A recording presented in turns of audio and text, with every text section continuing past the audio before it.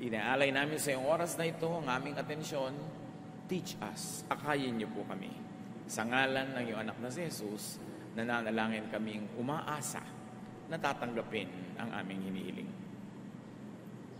Ano po ba ang pinagmumulan ng dismaya sa God's will? Bakit maraming nawawala ng gana, nadidisillusion? Una, maling katuruan. Maling paniniwala na personal na sinasadya ng Diyos ang kaliit-liitang nangyayari sa buhay ng tao. Yung bang sabing, sinadyang gawin sa iyo ng Diyos yan. Ini-assign ka na lagi nilang mabigo sa pag-ibig. Pinag-iinitan ka ng Diyos, dinadagukan ka ng langit, dinadaganan ka ng mga anghel. Ito isang pag-aakalang bawat nagaganap sa buhay ay itinakda ng Diyos. Naka-assign po ba ako maging old maid? Talaga bang nakatalaga akong lagi nalang malugi, mabigo?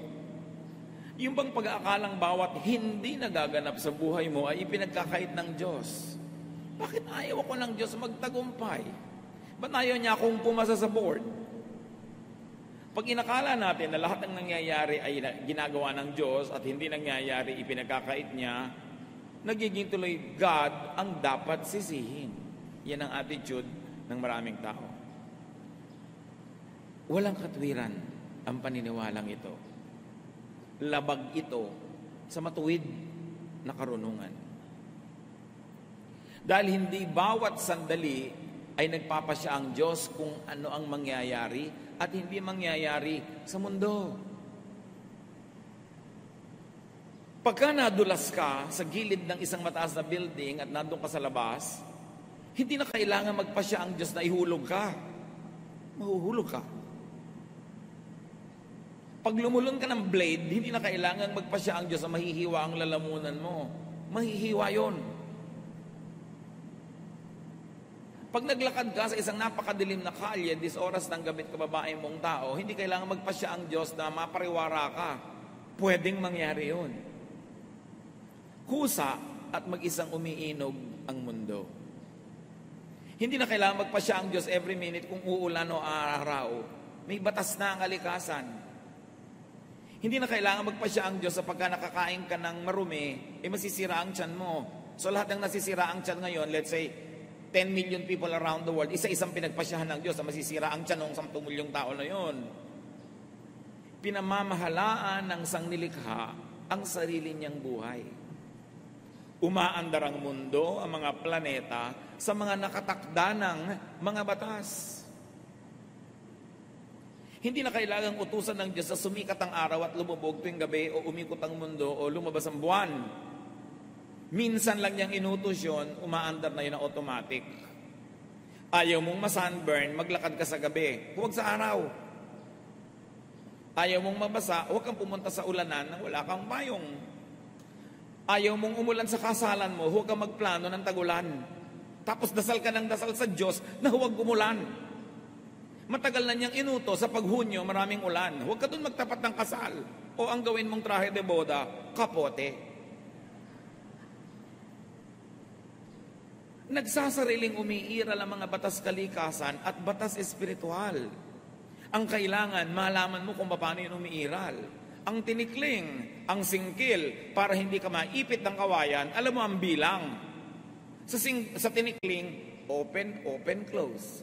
Open, open, close. Pag mali ang hakbang mo, maiipit ka. Kaya sinasayaw natin yan bilang redemptive dance. Ang itinuturo, sumunod ka sa nakatakdang batas na hindi ka maipit. Ganon din ang buhay. Mali ang timing ng pasok mo, mamamaga talaga ang mga bukong-bukong mo kaiipit. Pero yung tama ang pasok, hindi siya maiipit. Minsan lang sa panahon ng paglikha ng ipinwesto at pairalin panghabang panahon ang mga batas na ito ng buhay. Hindi na yan iniiba-iba pa. Kasama dyan ang paraan kung paano ang isang sinuko ba iinog. Mapapanatili, magtutuwid, magkukumpuni at magpapagaling sa sarili. So matagal lang inutos na pagka inubos mo ang mga ahas, dadami ang palaka. So may balance dapat ang nature. Iniutos na sa kalikasan na pag inubos ang puno, walang ugat na hahawak sa mga lupa, guguho ito pag umulan. So, nakatira ka sa gilid ng bundok na kalbo, huwag kang magdasal na huwag kang matabunan ng landslide. Either mag-reforest ka o huwag ka dun tumira. Dasal ka ng dasal, pastor ka pa naman, tapos natabunan ka, tapos mo, Diyos ko, bakit po yung pastor natabunan? Nakatakda na, naguguho yung lupa pag nalusaw sa ulan. Bilang isang pastor o Kristiyano, ang number one mong duty, sundin ang batas ng kalikasan at huwag kang humingi ng exemption. Kaya iba nadi-dissolution. Bakit po yung tiyo kong pastor magbimisyon, lumubog sa dagat? Tag-ulan, malakas ang alon, nung tumawid siya, malakas talaga ang chances na lumubog siya kahit pa siya ang pinakabanal na tao sa balat ng lupa. There are laws of physics, mathematics, chemistry, laws of energy, gravity, ecology, biology, astronomy, etc., etc. Nakapwesto ang mga pamamaraan. Jeremiah 33:25. Ngunit sinabi ko naman, itinakda ko ang araw at gabi at tiyak na kaayusan sa langit at lupa. Nakatakda. Nakita nyo yung Apollo 11 nakapag-landing sa buwan? Ang Earth umiikot, ang buwan umiikot, parehong gumagalaw sila. Umalis sa Earth yung sasakyan, naglanding sa buwan, tamang-tama, kasi may batas na kung ano ang speed ng lakad ng Earth, ang lakad ng Moon, at meron ding batas yung speed ng sasakyan nila, kailangan tama ang count para ka makaswak at makarating. Because creation is automatic. Hindi ka nag-aral, may board exam, dasal ka ng dasal na pumasa ka. Ang tawag doon, pag nangyari, himala. At alam nyo kung anong himala? When you think you're so special that you ask God to break His rules and to break natural law to exempt you from the natural consequence of your deeds. Hindi ka matutulong magdamag, tapasok ka sa trabaho, Diyos ko, palakasin mo po ang aking isip, huwag po akong antukin, humihingi ka ng himala. Ang himala, pamisa-misa lang hinihingi dapat. Because you ask God to suspend the laws of nature just for you. Genesis 1:11. Pagkatapos sinabi ng Diyos, magkakaroon sa lupa ng lahat ng uri ng tumutubong halamang nagkakabinhi at mga punong namumunga. At nangyari ito. Minsan lang nilikha ng Diyos ang puno ng atis. Pero inutusan niya ang atis na mamunga na maraming buto, at yung buto malalaglag sa lupa, na sa dami naman ng buto na yon, meron dapat mabuhay dahil merong hindi. At hindi na nilikha ang atis uli kahit kailan. Problema na ng atis na panatilihing buhay ang lahi niya. Ganon din sa lahat ng halaman. Ganon din sa lahat ng hayop. Kaya nga, iniiwasan nating merong ma-extinct. Na sobra nating inubos, inabuso yung hayop na yun, naubos na sila. And then you will ask God to create again. Ang lahat ng nilikha ng Diyos, merong self-reproduction, self-perpetuation. That's why you have pollens, birds and bees, sexual and asexual reproduction. At kaya din ang tao, sobrang sidhi ng sexual desire. At hindi yun masama, basta nasa tamang ekspresyon. Kasi ayaw din naman ng Diyos na mag-ubos ang tao. Ang hirap yatang mag-sex, kaya kailangan masarap. Kasi kung wala yung pleasure, edi sino magpapagod? Edi naubos ang tao. Kaya batang-bata pa lang, grabe na, nabubuhay na yung mga sexual desire, tapos i-demonize mo. Utos yun ng Diyos. Nakatakda. Kasi every species will have to reproduce itself. Nakikita yung mga dahon ng nara, may pakpak para lumipad, para malayo ang marating, kumalat ang lahi nila dahil hindi naman naglalakad ang puno para lumipat. Yung mga hindi matataas ang sanga para liparin ang hangin ng mga buto nila at makarating ng malayo, nasa lupa lang, mga amorseko, kumakapit sa mga paa natin, sa paa ng pusa, paa ng aso para mailaglag sila sa isang malayong lugar. Lahat gumagawa ng paraan.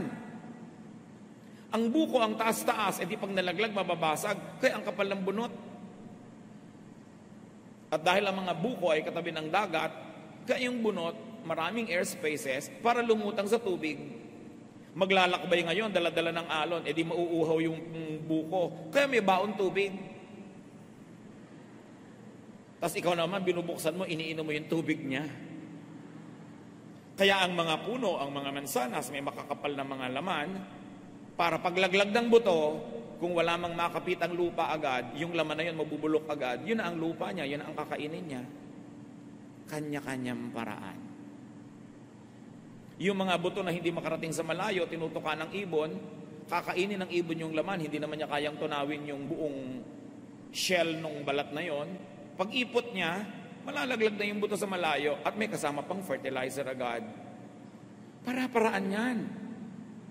Ngayon, kung hindi ka gagawa ng paraan, ang hinahina ng loob mo, lalampalampa ka, malilipol ka, sorry.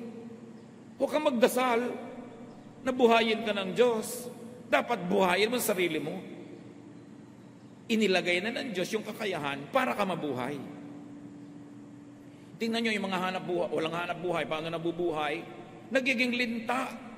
Sinisip-sip ang dugo ng ate, dugo ng kuya, dugo ng asawang may trabaho. Pero hindi naman yata magandang maging linta kung tao ka. Kanya-kanya. Mangangaral, isapito. Lahat ng tubig ay umuwi sa dagat, ngunit hindi ito napupuno. Ang tubig ay bumabalik sa batis na pinagmulan upang muling umagos patungong karagatan. Since creation, since Adam and Eve, not one drop of water has entered the planet, or not one drop has left. It just keeps recycling. Ang ininom niyong tubig kaninang umaga, maaaring ihi ni Cleopatra. Pero na-recycle. Ang ipinampaligo niyo, maaaring sabaw ng buko nung araw. Paikot-ikot lang naman ang tubig. Ang kamangha-mangha kay Solomon, alam niya ang water cycle. Alam niyang yung tubig na pumupunta sa dagat, nag-evaporate, umuulan, bumabalik doon sa mga bundok, nagiging batis muli, babalik na naman sa dagat, pabalik-balik lang. There is natural balance. Kailangan ang mga nilalang ay makibagay. Makiayon, hindi lumaban sa kalikasan. May water cycle, so ang buhay mo may cycles din. May panahon na mahina ka, matulog ka, lalakas ka, pagising mo, malakas ka na naman, magtatrabaho ka, hihina ka na naman, cycles lang. Pero pag lagi kang gising, hindi ka natutulog, mamamatay ka. Kailangan may cycle. Nalolobat ka, recharge. Na-charge ka na, trabaho ka uli. Life cycles are on automatic. Ipinapahinga ang katawan, kumakain ka para may gastusin kang energy. Nananatili ang buhay ng sangnilikha sa pamamagitan ng walang patid na paikot-ikot na pagbabagong buhay ng lahat. Pagsilang, pagpaparami, panganganak, at pagkamatay. Huwag sumama ang loob mo pag may namatay kang mahal sa buhay. Ano gusto mo, mabuhay siyang 3,000 years? E di lahat ng kinain niya, hindi na babalik sa lupa. Walang recycling. Kaya nga ang kinain mo, magiging lupa ka uli dapat. Unfair nga yung sobrang embalsamado, hindi ka na babalik sa lupa. Ilalagay ka pa sa ataol na metal, yung mga kinain mong element ng lupa, hindi na babalik, hindi na papakinabangan ng iba. The planet sustains itself through non-stop recycling. Oxygen becomes carbon dioxide. Hihinga ako palabas, naging carbon dioxide yon. Hihingahin naman ang halaman yon papasok. Dahil kailangan niya ng carbon dioxide. I-exhale niya, magiging oxygen. Kailangan ko yung oxygen, i-inhale ko. I-exhale ko uli, carbon dioxide na naman. So ikaw lang at isang pasong halaman, kaya nyo nang mabuhay together. Basta palitan kayo ng hininga. Kaya pag inuubos mo ang halaman, nawawalan tayo ng oxygen. Ang hirap gumaling sa mga ubo-ubo, sakit-sakit pag nasa city na walang halaman. Kasi wala ka nang mahingang oxygen, puro carbon, hindi nga dioxide, carbon monoxide. Yun ang lumalabas sa mga tambucho ng mga sasakyan, nalalason ka pa. Kaya kayo nandito sa bulwagan ng Panginoon, sa Folk Arts, bago kayo umalis, pumunta kayo sa mga ilalim ng puno, huminga kayo ng huminga, dahil maraming oxygen. Kailangan mo ng oxygen therapy. So may water cycle, may composition and decomposition. Death is a necessary part of the design. Huwag isama ng loob. Kung hindi naman mamamatay at mga agnas ang nilalang, walang mangyayaring recycling. Alam niyo ba kung lahat ng ninuno nating nauna ay na hindi namatay? Ang sikip-sikip na ng planeta at wala nang laman ng lupa, wala nang nutrient, nasa loob na ng katawan nila lahat, wala na tayong makakain. Juan 12:24. Pakatandaan ninyo, hanggat hindi nahuhulog sa lupa ang butil ng trigo at mamamatay, mananatili itong nag-iisa. Ngunit kung ito'y mamatay, mamumunga ito ng sagana. Kahit si Jesus namatay para dumami tayo mga Kristiyano, siya nga hindi nagpa-accept doon. Ganun talaga. Sabi lang nga nila, una-una lang. Kung nagmamadali kayo, mauna na kayo, ako, ayoko pa. Pero panapanahon. May life expectancy naman May norm. Hindi naman nakakagulat na bigla-bigla ka na lang namamatay. Awit 10, buhay namin umaabot ng 70 taong singkad. Minsan na may 80 kung kami malakas. Sabi niya, ang tunay na buhay, mga 70 taon yan. So kung 70 ka na, pwede na. Buo na ang buhay. Ano pang gusto mong gawin after 70? Pero sabi, pero kung malakas ka, umaabot ka pa ng 80. Meron pa nga 94. Hindi makalabas ng bahay dahil ayaw payagan ng parents. Dahil talagang mahahaba ang buhay nila. Pero meron naman 10 pa lang, meron 2. Kasi hindi malakas. Siguro nagkasakit, na-infect. O nung nagbubuntis yung ina, hindi nakakain ng mga tama, na-stress, nalaglag ang bata. Pero dapat ang normally, ang kalooban ng Panginoon, 70 taon. May bonus na 10 kung malakas ka. Pero again, all the laws of nature, all the laws of cycling and recycling will apply in your life. Kaya sometimes 15 pa lang namamatay. Paano? Humina pala ng humina yung genetic pool nila dahil sa health and dietary habits ng mga ninuno. Paano? Napaka-dangerous pala ng trabaho niya, kaya 21 pa lang namatay dahil nasagasaan ng trend. So, iba-iba. Pero meron kang dapat asahan at may kaayusan na kung makikisali ka doon, pati ang mga mahal mo sa buhay at mga sangkot sa buhay mo ay makikisali doon, hahaba ang buhay mo. Ito naman ay kung susunod ka sa alituntunin ng buhay. Para ka mabuhay normally, sundin ang batas. Gabi na, kaya mo naman, wala kang trabaho o tungkulin, matulog. Sinabi ng kaha ng sigarilyo, cigarette smoking is dangerous to your health. Don't smoke. Yun ang nagtitinda, ang nagsabing delikado yung tinda niya. Tikas-tikas pa rin ulo mo. Sinabi na huwag kumain ng mga pagkain na may food color, additives, carcinogens, sige ka pa rin. Diabetic ka na nga, hindi mo pa mapigil ang kakakain mo na matamis. Mamaalam ka na sa buhay. Kasi actually, yun ang ginagawa mo. So alamin ang patakaran ng buhay. Rules of physics, of gravity, of chemistry. Physical laws pa lang yan. Meron pang spiritual laws. At hindi natin topic ngayon yung spiritual laws. Pero ang mahalaga lang mga kapatid, don't get in the way of nature. Nature says, pag hindi ka nag-aral, wala kang isasagot sa exam. Huwag kang magtampo sa Diyos kung bumagsak ka. Nature says, na kahit nag-aral ka, hindi naman lahat ng itinanong mo, yun ang isasagot. Hindi lahat ng inaral mo, yun ang itatanong. So, tsambahan. Huwag ka rin magtampo. Huwag kang bumalandra sa kidlat. sa buhawi o sa rumaragas ang agos, talo ka. Matuto kang kumanlong pag malakas ang kalaban. Huwag kang magpakalat-kalat sa deadly bacterial or viral infection. Huwag kang makipaglaro sa mga intestinal worms and diseases. Kain ka ng kain ng street food na hindi ka tiyak kung ligtas, kaka-hepatitis ka, kain ka ng kain ng isaw, nakakain mo yung mga hilaw na mga itlog na mga bulate. So, pag nagkabulate ka, huwag kang magdamdam. Huwag kang bumalanda sa gutom na buhaya o leon o pating. Ano mangyayari sa'yo pag hindi mo iginalang yung mga yan?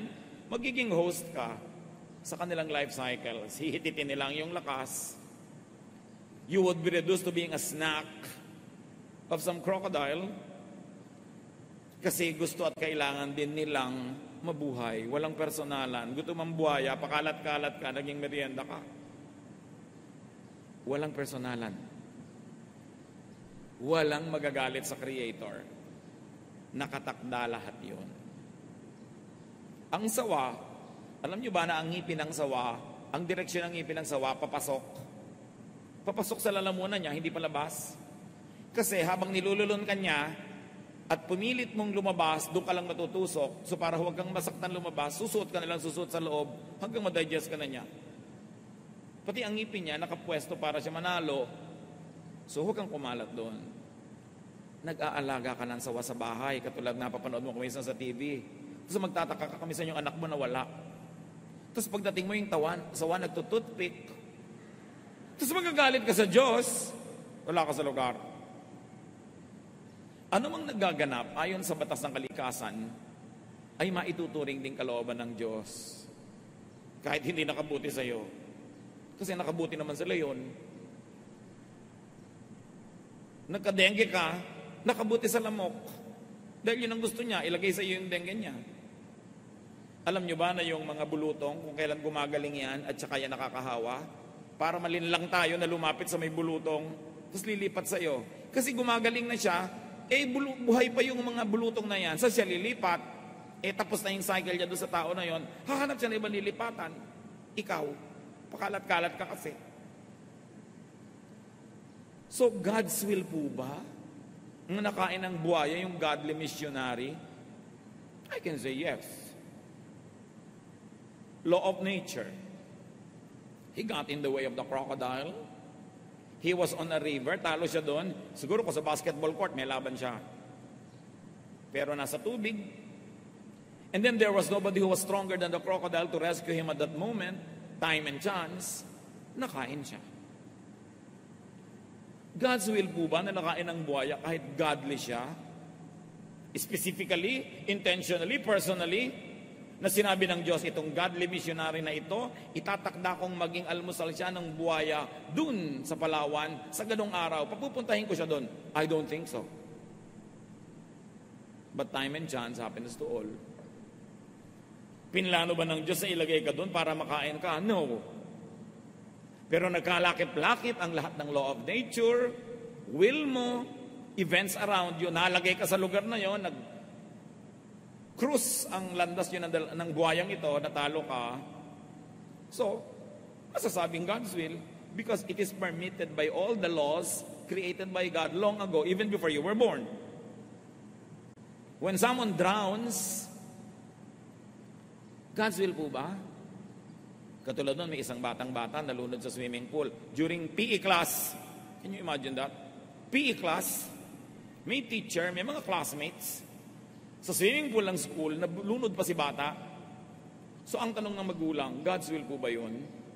Well, ang tubig nakakalunod. So nalunod yung bata. In that way, it's God's will kasi nakakalunod ang tubig. Pero kung yung bata ay nasa gip ng lifeguard, hindi siya malulunod. Kaya lang yung lifeguard hindi nakatingin. Ang mga classmates hindi siya napansin. Naglakip-lakip, plus in-enroll mo siya dyan sa school na may swimming pool. Diba?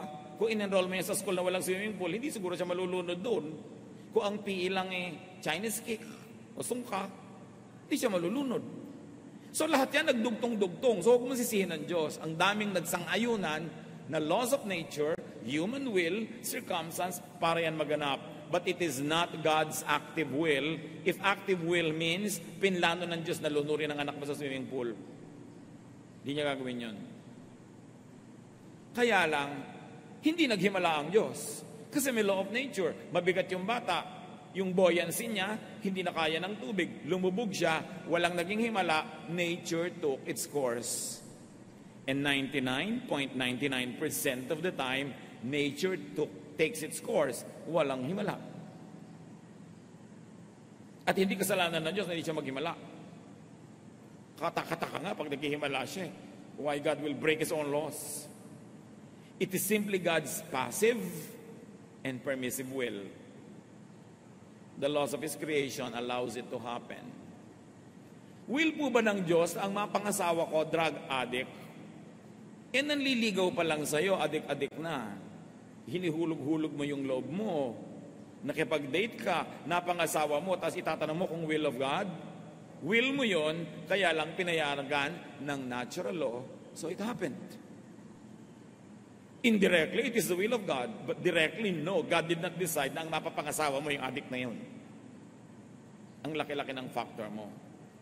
Ang nagaganap ay bunga ng masalimot na talastasan ng mga batas kalikasan, sariling gawa ng tao, mga likas na kaganapan, at pag-iral ng mga batas espiritual. Nagsasama-sama yon para ang isang bagay ay maganap. Mangangaral 8:8, kung paanong di ba pipigil ng tao ang hangin, gayon din hindi niya mapipigil ang pagdating ng kamatayan. May mga hindi napipigil, pero merong napipigil at may nade-delay. Pero kamatayan, usually nade-delay mo yan. Kung naaalagaan mo yung sarili, nakakabili ka ng gamot, naiiwas ka sa mga further complications, may laban ka ng konti. Pero kahit nga mga pharaoh sa Egypt, mga emperor sa Roma, mga presidente ng mga bansa, namamatay eh. Hindi talaga siya naiiwasan, so tanggapin. Huwag magtampo. Bakit po kaya lagi nalang kong bigo sa pag-ibig? Bakit ako ginaganito ng Diyos? Pero pag sinuri niya ang kanyang sarili, lagi naman pala siyang naa-attract sa butangero. Lagi palang naa-attract siya sa may mga bigote, na mga ganito at ganon. Bakit po kaya ako laging nalulugi sa negosyo? Yung pala pautang siya ng pautang, nang hindi naman niya binibigyan ng credit investigation o background yung papautangin niya. Bakit po kaya ako inaapin ng mga kamag-anak ko, lagi na lang akong hinihingan? Papalabigay ka kasi, di ka tumatanggi. Merong kadyang role. God's will allows drowning to happen, but God will not cause you to drown. Factoring free will, cause and effect, gravity and other laws of physics, it is possible for you to drown, but it is also possible for you not to drown. God's will also allows drowning to be prevented. Like, nahulog ka sa tubig, marunong ka naman palang lumangoy, o di na-prevent. Humans make decisions, but the law of ignorance and mistakes, also part of creation, could take effect and lead to disaster. In fact, your disaster could be the bacteria's opportunity. Your death could be the lion's meal. Depende lang kung sinong tumitingin. Mangangaral 6:12. Sino ang nakaalam kung ano ang mabuti sa taong nabubuhay sa maikling panahon at pagkatapos ay mawawalang tulad ng anino? Oo nga naman. Maraming unknown. Kaya ang tao dapat hanggat maaari, damihan niya yung alam para maiwasan niya ang mas maraming pagkakamali. Tapos meron pang law of chance. Ibang tsamba-tsamba. Mga Kristiyano, takot na takot sa word. Tsamba, swerte, luck, ayaw pa ng potluck, gusto pot bless. Mangangaral, 11 hanggang 12. Ito pa ang isang bagay na napansin ko sa mundong ito. Ang mabilis ay di siyang laging nananalo sa takbuhan. Ni ang malakas ay laging nagwawagi sa digmaan. Ang matatalino ay di laging nakakasumpong ng kanyang mga kailangan. At di lahat ng marunong ay yumayaman. Napapansin ko rin na di lahat ng may kakayanan ay nagtatagumpay. Lahat ay dinarat na ng malas. Hindi alam ng tao kung kailan ang kanyang takdang oras. Siya'y tulad ng isang nasusukloban ng lambat. Siya'y tulad ng isang isdang nasusukloban ng lambat at ibong nahuhuli sa bitag. Ang tao ay parang nahuhulog sa patibong sa biglang pagdating ng masamang pagkakataon. So niya, hindi lahat may reason, hindi lahat logical. Sabi niya, sa hinabahaba ng buhay ko at sa tinatalino kong ito, sabi ni Solomon, napansin ko na yan. Hindi lahat ng mabilis tumakbo mananalo sa karera. Hindi lahat ng marunong magkakapera. Hindi lahat ng first honor ng buong elementary niya magtatagumpay sa karir. So niya, alam nyo, tsamba-tsamba rin eh. Malas-malas, swerte-swerte. Huwag na kayo makipagtalo sa malas at swerte. Nasa Ecclesiastes talaga. Pero konti lang yon. Yung iba, kaya nalulugi sa negosyo kasi hindi niya binabantayan. Mamumuhunan, magtatayo ng negosyo, tapos laging wala, iiwan sa mga katulong. May dahilan kaya nalulugi. Meron naman, ginawa na ang lahat. Hindi pa rin sinuwerte. Yun yan, i-apply nyo na ngayon yung Ecclesiastes. May paglalagyan. Sabi, ganyan talaga eh. Kakatsampa-tsampa, nagkakatyap-tyap. Pero wala namang taong buong buhay niya, malas siya. Meron lang siya mga project na inaalap kasi hindi maganda yung mga elemento. Solomon, the wisest man that lived, observed that time and chance happens to all. Each of us, sabi niya, gets his share of some bad luck. Pag-aralang matanggap ito, huwag na magreklamo.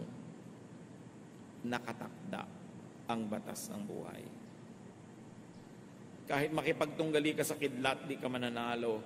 Lalo naman kung nakikipagtalo ka pa sa Diyos, makisakay ka na lang, makiayon, at makinabang kung alam mong laruin ang mga batas ng buhay. Alam mong magbilang, magtinikling ka, di ka maiipit. Mangangaral 8:14. Narito pa ang isang bagay sa ibabaw ng lupa na walang kabuluhan o parang walang logic. Ang kaparusahan para sana sa masama ay sa mabuti nangyayari. At ang dapat namang mangyari sa mabuti ay sa masama nangyayari. Sa palagay ko, ito man ay walang kabuluhan. Walang sense, walang logic. But it is only a humble observation of a human being who lives only 70 or 80 years, who doesn't have the wisdom of the ages that God has. So sa hindi mo maunawa, hindi mo mabigyan ng katwiran o logic, magtiwala ka na lang sa Diyos na kahit di mo nauunawa, kahit di ka sangayon, tama siya. Pwede kang hindi sangayon, pwede makipagtalo, kaya lang mananalo ka ba? So wag na lang. Madalas kuminsan sa tingin natin parang mali ang mga nagaganap.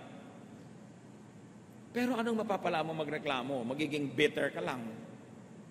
Makakainisan ka lang ng mga tao na sawang-sawa na sa kareklamo mo. Lalayuan ka lang lalo ng tinatawag na swerte.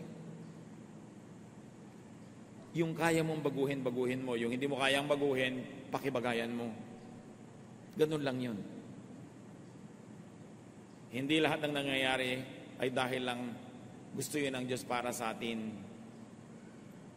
Meron din tayong pansariling kalooban at pasya na madalas labag sa gusto ng Diyos. Kawikaan 16:1. Ang mga balak ng isipan ay sa tao nagmumula. Ngunit mula kay Yahweh ang sagot ng dila.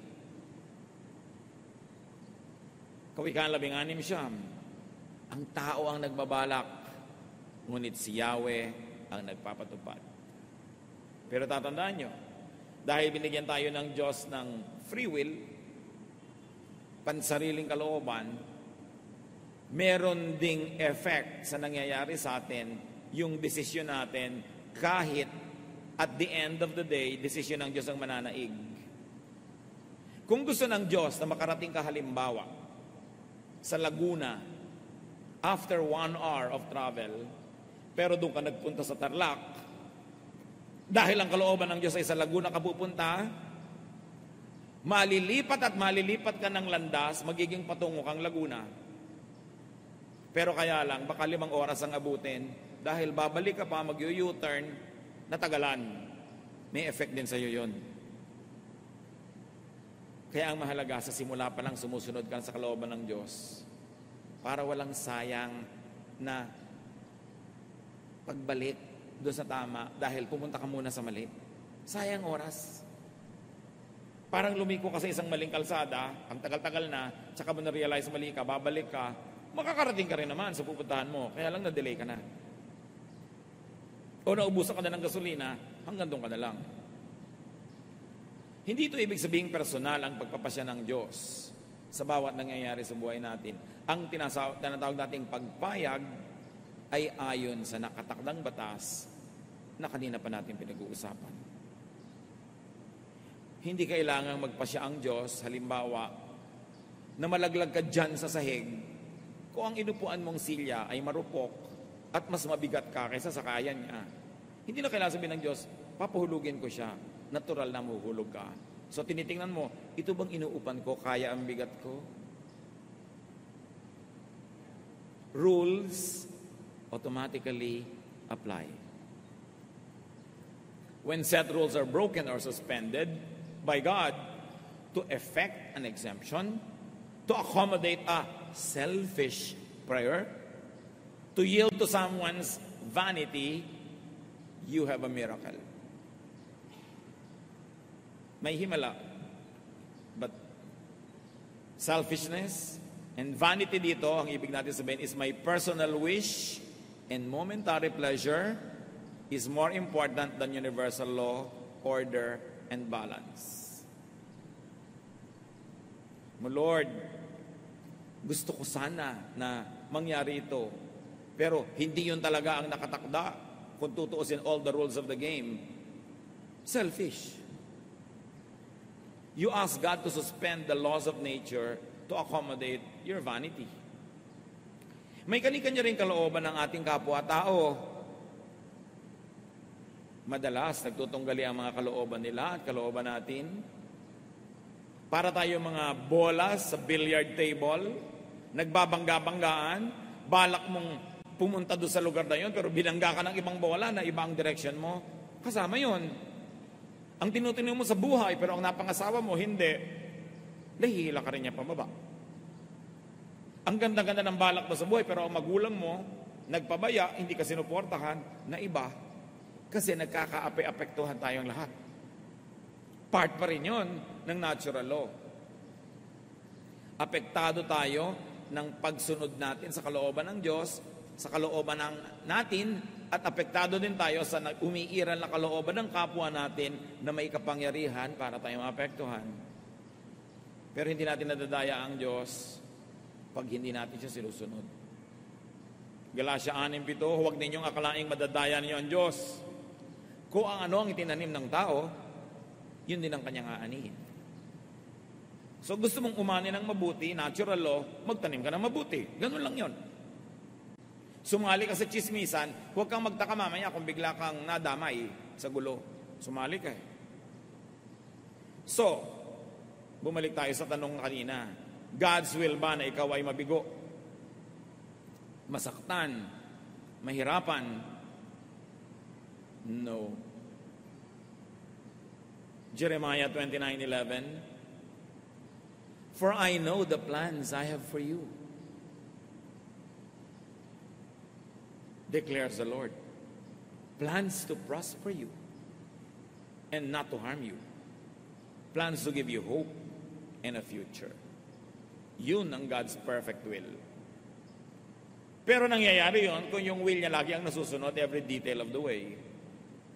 His will expressed in His Word, His will expressed in moral law, and His will expressed by natural law, plus your will yielding to that will, and the will of people who affect you yielding to that will, mangyayari yun. Madalas yun nabibigo dahil somewhere along the way, somebody does not obey God. God's will is everything permissible to happen within the life systems God designed, including inputs from nature, other living beings, design of each creature, including capacities, gifts, tendencies, natural desires, and reactions due to genetic dictation. Verbatim ko yan inilagay sa notes nyo dahil yan ang sinagot ko sa Facebook. Sa tanong. Further, God's will is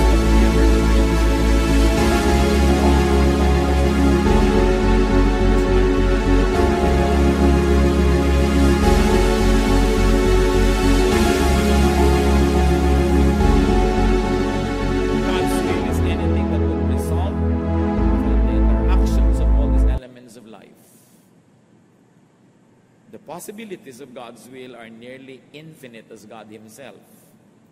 While it is possible for the divine to make specific calls to some specific creatures for some specific purpose at specific time frames, that kind of imposed God's will is not typical and definitely not the rule for all.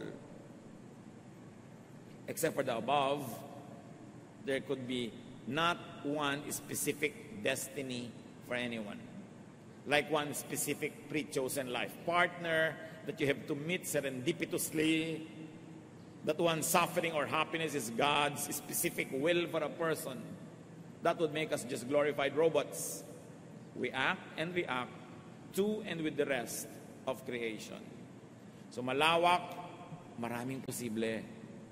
Everything in creation also acts, reacts, and interacts with everything else.